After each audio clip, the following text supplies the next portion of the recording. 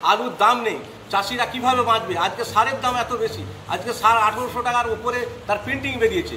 আগামী দিনে চাষ কিভাবে করবে চাষিরা? চাষিদের খুব দুর্দিন আছে। আমি বলবো সরকার পক্ষ এই বিষয়টা নজরে আনুক, বহিরাজ্যে আলু পাঠাবার জন্য ব্যবস্থা নিক। ভর্তুকি দিয়ে যদি বহিরাজ্যে পাঠানো যায়, আমার মনে হয় চাষিরা সেখানে উপকৃত হবে। নমস্কার দর্শক বন্ধু, ইন্ডিয়া পোটেটো নিউজের একটি নতুন প্রতিবেদনে আপনাদের স্বাগতম। আজ হুগলি তারকেশ্বর থানা অন্তর্ভুক্ত বালিগড়ি আলু ব্যবসায়ী কল্যাণ সমিতির 39তম সম্মেলন এবং ব্যবসায়ী সমিতির নবনির্মিত ভবনের শুভ উদ্বোধনের অনুষ্ঠান অনুষ্ঠিত হয়। উক্ত এই অনুষ্ঠানে বিশেষ অতিথি হিসেবে উপস্থিত ছিলেন পশ্চিমবঙ্গ প্রগতিশীল আলু ব্যবসায়ী সমিতির রাজ্য সম্পাদক লালু মুখার্জি এবং হুগলি জেলা আলু ব্যবসায়ী সমিতির সভাপতি রাম ভুক্ত। তৎসহ বালিগড়ি এলাকার আলু ব্যবসায়ীদের পাশাপাশি প্রশাসনিক নেতৃত্বরাও যোগদান করেন এই অনুষ্ঠানটিতে। জাতীয় পতাকা সহ সমিতির পতাকা উত্তোলন, শহীদ বেদিতে মাল্যদান ও সমিতির গৃহপ্রবেশের পূর্বে ফিতে কেটে আজকের এই কর্মসূচির সূচনা হয়। বাংলাদেশ এবং ভারতের পশ্চিমবঙ্গে বর্তমানে আলুর ন্যায্য দাম পাচ্ছেন না কৃষকরা। এই বিষয় সম্পর্কে প্রশাসনকে জানাতে আজ বাংলাদেশের একজন কৃষক সরাসরি বাংলাদেশের সরকারকে মেল করলেন। ভারতবর্ষের পশ্চিমবাংলার আলু চাষিরা কেন এরকমভাবে সরকারকে সরাসরি নিজেদের ক্ষয়ক্ষতির ব্যাপারে জানাচ্ছে না? পাশাপাশি বালিগড়ির আজকের আলুর দাম, বন্ডের দাম ও তারকেশ্বরের আলুর বর্তমান পরিস্থিতি সম্পর্কে বালিগড়ির আলু ব্যবসায়ীরা কি বলছেন শুনে নিন। ভিডিওটি মনোযোগ সহকারে দেখে আপনার মতামত কমেন্টে লিখুন। চ্যানেলটি সাবস্ক্রাইব, ফলো করতে ও ভিডিওটি শেয়ার করতে ভুলবেন না। নমস্কার। নমস্কার নৌসরদা, আজকে আপনাদের এখানে আপনারা যে বালিগড়ি ইউনিটের যে অনুষ্ঠান করলেন, এই বিষয়ে তো আমি আসবোই। তার আগে আমি আপনার কাছে একটু জানতে চাইবো যে আপনাদের এখানে বর্তমান দিনে রেডি আলুর কি দাম হচ্ছে? জ্যোতি 50 কেজি রেডি, জ্যোতি 50 কেজি রেডির দাম আছে 660 থেকে 70 টাকা। মানে এটা 50 কেজির ডালা নাকি? 50 কেজি ডালা। আর গড় কোয়ালিটি? গড় কোয়ালিটি এখানে গড় হয় না, ডালাটাই হয়। 500 টাকা, 510 কোটি টাকা। আর মাঝারির কি দাম আছে জ্যোতির? মাঝারির দাম আছে 240 থেকে 50 টাকা। আর বন্ডের কেমন দাম আছে জ্যোতির? বন্ডের দাম আছে 400 থেকে 410। ক্যাটি কাট পিস? ক্যাটি বললাম তো, ওই 240 থেকে 50 টাকা। হ্যাঁ, ক্যাটি ক্যাটি ক্যাটি ক্যাটি ক্যাটের এখন কোনো দাম নেই। আর জ্যোতি ছাড়া আর কি কি আলু রয়েছে এখন? হিমালিনী আছে, চন্দ্রমুখী আছে। কি দাম আছে চন্দ্রমুখী? জ্যোতির দামে বিক্রি হয়, সমান দাম। চন্দ্রমুখী বন্ডের দাম আছে 600 থেকে 635 টাকা। চন্দ্রমুখীর বন্ডের দাম আর চন্দ্রমুখীর রেডি দাম? রেডির দাম 900 থেকে 950 টাকা। আর জ্যোতির রেডি দাম, জ্যোতির বন্ডের দাম কি আছে? যদি বন্ডের দাম হচ্ছে 410। আর হিমাঙ্গিনী? মানে একই দাম, হিমাঙ্গিনী বন্ডের দাম একই। তাহলে জ্যোতি, হিমাঙ্গিনী এবং হচ্ছে চন্দ্রমুখী, মূলত এই 3 ভ্যারাইটির আলুই আপনাদের এই তারকেশ্বর বা বালিগড়িতে রয়েছে। আর তারকেশ্বর থানা অন্তর্গত যে কটা মোকাম আছে, চাপাডাঙ্গা, তারকেশ্বর, বালিগড়ি, কেশবচক নাকি বলেন, কেশবচক আর হচ্ছে পিয়াসারা, এগুলো তো সব এই দামটাই চলছে নাকি? এই একই দাম চলে, কিন্তু কুমড়োর মার্কেটটা আমাদের থেকে 10-15 টাকা বেশি থাকে, কিন্তু ভান্ডাহাটি আরও 10 টাকা কম থাকে। এধারে মার্কেটে এইভাবে 10 টাকা কোনো জায়গায় সমান, এরকম দাম। আপনাদের এই সন্ধ্যেবেলায় যে মার্কেটটা আমরা বিভিন্ন জায়গায় দেখতে পাই, এটা ডিক্লিয়ার কেন করা হচ্ছে না? ডিক্লিয়ার করা হচ্ছে না, এটা তো আমরা বালিগড়ি ইউনিট আর আমরা তারকেশ্বর ইউনিট মার্কেটটা করে, আমরা কুমড়োর ইউনিট মার্কেটটা করে। যেহেতু ওরা ডিক্লেয়ার দিচ্ছে না, ওটা ওদের ইউনিটের ব্যাপার। আমরা ওই বিষয়টা কি বলবো, আমরা তো তাহলে এই যে ধরুন সন্ধ্যেবেলায় যে আলু কেনা বেচা হয়, রেডি দাম, এগুলো কি বেসিসে হচ্ছে তাহলে এখন? আমরা সম্ভাব্য যে মার্কেটটা হয় সন্ধ্যাবেলা, শুধু তারকেশ্বরকে না, কুমরুল আছে, তারকেশ্বর আছে, চাপাডাঙ্গা আছে, ভান্ডাহাটি আছে, আমরা সেইটাকে ফলো করে আমরা মার্কেটটা করি। কিন্তু এটা তো একটা সমস্যা হচ্ছে যে ধরুন মানুষ তো বুঝতে পারছে না যে কোথায় কী দামে বিক্রি হচ্ছে। যেহেতু তারকেশ্বর যদি ডিক্লিয়ার না করা হয়, এটা তারকেশ্বরের মতো মেন মোকাম, সেখানে যদি ডিক্লিয়ারটা না করা হয়, এটা তো একটা সমস্যা বটে। একটু সমস্যা হচ্ছে, কিন্তু অনেকে ফোনের মাধ্যমে জানে বা একটু সমস্যা হয়, কিন্তু ইউনিটটা তারকেশ্বরের মার্কেটটা তো আমাদের নিতে পারছে না, অনেকের অসুবিধা হয়, কিন্তু ওনারা মার্কেটটা দেয়নি, ওদের ইউনিটটা আলাদা, সেই হিসেবে আমরা কিছু বলতে পারছি না সেটা। দাদা, আমরা আজকেই আমি একটা মানে সাইটে দেখছিলাম যে বাংলাদেশে যেহেতু আলুর দাম তলানিতে, ওখানকার চাষিরা বাংলাদেশের সরকারকে একটা মেল করেছে যাতে আলুর দামটাকে একটু বাড়ানো হয় বা আলুর ব্যাপারটাতে একটু দৃষ্টিপাত করে। বাংলার চাষিরা কি করছে তাহলে? দেখুন, আমরা বর্ষাদার হিসেবে আমরা 24 সাল আমরা দীর্ঘ সময় আলুর দাম বৃদ্ধির জন্যে সরকার বাধা দিয়েছিল, বর্ডার ঘিরে দিয়েছিল। আমরা কিন্তু সমিতি থেকে আমরা দীর্ঘ সময় আন্দোলন করেছিলাম, সরকারকে বোঝাবার চেষ্টা করেছিলাম, সরকার বোঝেনি। আমরা মন্ত্রীমহল বিপণন মন্ত্রী থেকে সমস্ত জায়গায় আমরা আবেদন করেছিলাম যে আলু পচনশীল জিনিস মার্কেট ব্যবসা সমিতি করতে পারে না, চড়া পড়া যা হয় আলু যোগানের উপর নির্ভর করে, কিন্তু সরকারকে সেটা আমরা বোঝাতে পারিনি বা ওনারা বোঝেননি। যে কোনো অবস্থায় এই অবস্থায় থাকাকালীন আমাদের বর্ডার ঘিরে দেয়, বর্ডার ঘিরে দেওয়ার পরে আমরা দীর্ঘ জায়গায় বিভিন্ন জায়গায় পশ্চিমবঙ্গের প্রগতিশীল আলু ব্যবসায়ী সমিতি আন্দোলন করেছে, বোঝাবার চেষ্টা করেছে, কিন্তু তাতে আমরা সুফল পাইনি।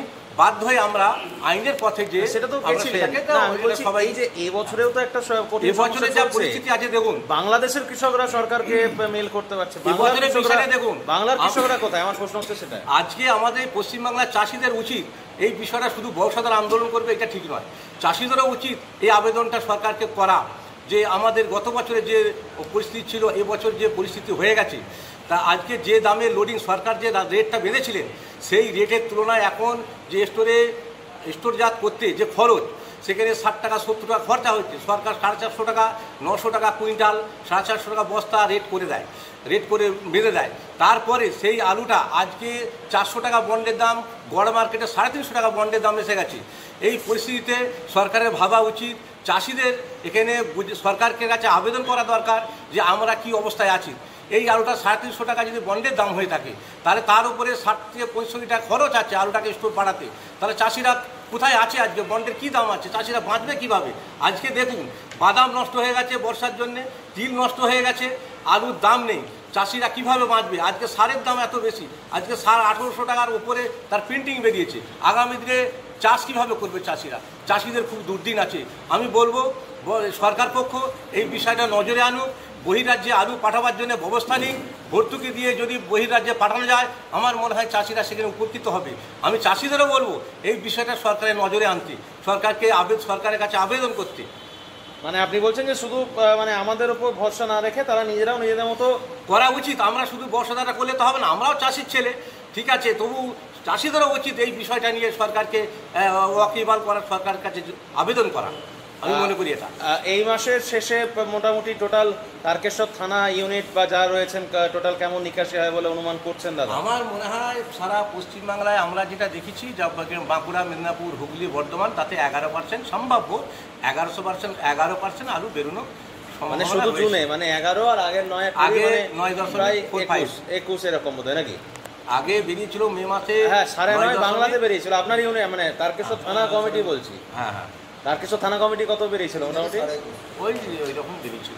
আচ্ছা, মানে এই মাসে শেষ অবধি অ্যাপ্রক্স কত পার্সেন্ট আইডিয়া করছেন টোটাল?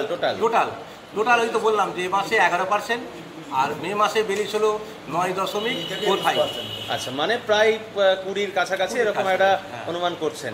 আলু নিয়ে কি বার্তা দেবেন আমাদের যে দর্শক? আলু দেখুন, আলুর যা পরিস্থিতি আছে এবারে সর্বোচ্চ লোড হয়েছে। আমরা প্রথমেই বলে দিয়েছিলাম যে আলু যা লোড হয়েছে ইতিহাস, এত আলু কোনো বাড়ি লোড হয়নি। তা এই আলু বেচতে থাকতে প্রত্যেক চাষি বা ব্যবসাদারকে আবেদন করেছিলাম যে আলু আপনারা বেচুন, আলু বেচতে থাকুন, নাহলে ভবিষ্যতে একটা আরও খারাপ বার্তা আসতে পারে। তবে আলু আমি বলবো, আমার ব্যক্তিগত মতামত, আপনারা আলু বেচতে থাকুন। আপনাদের আজকে যে এই যে সমিতির যে গৃহপ্রবেশ বা এই যে আজকের 39তম যে সম্মেলন, এটা নিয়ে একটু যদি কিছু বলেন ছোট করে। আমাদের প্রত্যেক বছরের ন্যায় সম্মেলন হয়, আমাদের 39তম সম্মেলন। আমরা প্রত্যেক চাষি বা ব্যবসাদারকে আমরা এটাই সম্মেলনের মাধ্যমে বলতে চাই যে আপনারা আলু নিকাশি করুন, আলু বার করুন, আলু বেচতে থাকুন। না, আপনাদের আজকে কারা কারা এসেছিলেন যদি একটু বলেন? এই সম্মেলনে উপস্থিত হয়েছেন আমাদের রাজ্যের সম্পাদক লালু মুখার্জি মহাশয়, আমাদের জেলার সভাপতি রামভক্ত মহাশয় এবং বিভিন্ন নেতৃবৃন্দ, থানা কমিটিরও বিভিন্ন নেতৃবৃন্দ ছিলেন। আর স্টোর মালিকরাও বোধহয় ছিল নাকি? স্টোর মালিকরা এসেছিলেন, বিভিন্ন নেতৃবৃন্দ এসেছিলেন। হরদেব সিং সাংঘার এস মার্কা ও সুখজিৎ সিং ভাট্টির বি মার্কা আলু বীজ বিক্রয়ের বিশ্বস্ত প্রতিষ্ঠান ঘোষাল এগ্রিকালচার এন্টারপ্রাইজ। দীর্ঘ 1 দশকেরও বেশি সময় ধরে প্রতিটি কৃষকের বিশ্বাসের আরেক নাম ঘোষাল এগ্রিকালচার এন্টারপ্রাইজ। খুচরো ও পাইকারি বীজ বিক্রয় করা হয়। প্রযত্নে শম্ভুনাথ ঘোষাল। আমাদের 2টি কাউন্টার আছে। হরদেব সিং সাংঘার এস মার্কা পিওর কাউন্টার ধনিয়াখালী হল স্টেশনের কাছে, ঘোষাল মার্বেল সন্নিকট। এবং সুখজিৎ সিং ভাটির বি মার্কা pure counter, Belmuri, Hattala, Hooghly. Mobile number 9434301523। নমস্কার, আপনার নাম আর পরিচয়টা একটু যদি দেন। নমস্কার, আমার নাম সারাপত সরকার। আমি পরিচয়? বালিগড়ি আলু ব্যবসায়ী কল্যাণ সমিতির কমিটির রয়েছে। এখান থেকে যে আলুটা কলকাতা যাচ্ছে সেই আলুটা এখন বর্তমানে মোটামুটি ওই 18 থেকে 20 টাকা কেজিতে বোধহয় বিক্রি হচ্ছে। আমি এই আগের সপ্তাহে গেছিলাম, খোঁজ নিলাম, বা হয়তো কোথাও কোথাও 22 টাকাও হচ্ছে। তো মনে হচ্ছে না যে কৃষকরা যে লাভটা করতে পারছে না, বা আপনারা স্টকাররা যে লাভটা করতে পারছেন, হয়তো মিডিলে যারা আছেন তারা হয়তো বেশি লাভ করে ফেলছেন, এটা কি মনে হচ্ছে? এটা তো মনে হচ্ছে, কিন্তু আমাদের এটা তো করণীয় কিছু নয় ব্যবসায়ী সমিতির পক্ষ থেকে। এটা অবশ্যই সরকারের পদক্ষেপ নেওয়া উচিত। বারবার সরকার যেটা বলে যে চড়া দামে কেজি প্রতি বেশি আলু বিক্রি হচ্ছে, এর আগে আমরা দেখেছি 24 সালে বিগত বৎসর। আমার মনে হয় এটা সরকারের যে টাস্ক ফোর্স আছে, যারা দেখাশোনা করছে বাজার কমিটি, তাদেরই উচিত এই সম্বন্ধে দাম নির্ধারণটা কত দামে বিক্রি হবে সেটা তাদের দৃষ্টিপাত দেওয়া উচিত বলে মনে করি। এখন এটা খুব স্বাভাবিক যে একটা আলু যখন উৎপাদন থেকে মানে স্টোর গেট থেকে বেরোনোর পর 2-3 হাত ঘুরে সেটা বাজার অবধি যায়, কিন্তু একটা চাষি যে লাভটা করতে হচ্ছে না, ব্যবসায়ী যে লাভটা করতে হচ্ছে না, সেটা তো মনে হচ্ছে যে মাঝখানে যারা আছে তারা হয়তো কেজিতে হয়তো 1 টাকা থেকে 2 টাকা লাভ করে নিচ্ছে। যে হয়তো ধরুন কোনো একটা মোকাম থেকে হয়তো 20 টাকা কেজি আলুটা বের করে সে হয়তো খুচরো বিক্রি করছে হয়তো 22 টাকা কেজি, মানে কেজিতে সে 2 টাকা লাভ করে ফেলছে। অথচ একটা চাষি হয়তো কেজিতে 2 টাকা লাভ পাচ্ছে না, তাই না? তাই তো, ফ্যাক্ট তো এটা। তো আলু নিয়ে কি বার্তা দেবেন দর্শকদের, আলুর দাম এসব কিছু নিয়ে, মানে পজিটিভ কিছু বার্তা? দেখুন, আলু তো আলুর গতিতে চলে, তবু আমাদের সম্ভাব্য যেটা আমাদের ব্যবসায়ী সমিতির বিভিন্ন রিপোর্টও নিয়ে উঠে আসছে, এবছর অন্তত আলু খুব ভালোর দিকে যাওয়ার সম্ভাবনা নেই। হ্যাঁ, যে পরিস্থিতি আছে এদিকে সরকার যদি হস্তক্ষেপ না করে, সরকার যদি একটা আলুর প্রতি দাম নির্ধারণ না করে, আমাদের তো ব্যবসায়ী সমিতির পক্ষ থেকে লালু মুখার্জি রাজ্য সম্পাদক অলরেডি সরকারকে একটা নির্দেশিকা দিয়েছিলেন বার্তা, যে 600 টাকা বন্ড যাতে কৃষকরা পায়, তার জন্য সরকার কৃষকদের কাছ থেকে পেপার বা বন্ড আলু কিনুক। এই বার্তা কিন্তু আমাদের সমিতিগতভাবে সংগঠনের তরফ থেকে কিন্তু সরকারকে দিয়েছে। না, এখনো পর্যন্ত কোনো সে বিষয়ে কোনো- পজিটিভ কিছু না। থিঙ্ক আসেনি। বেশ, দাদা নমস্কার। নমস্কার। একটু জোরে বলবেন, নামটা যদি বলেন। নমস্কার, আমার নাম শেখ আব্দুল লতিফ। ব্যবসায়ী।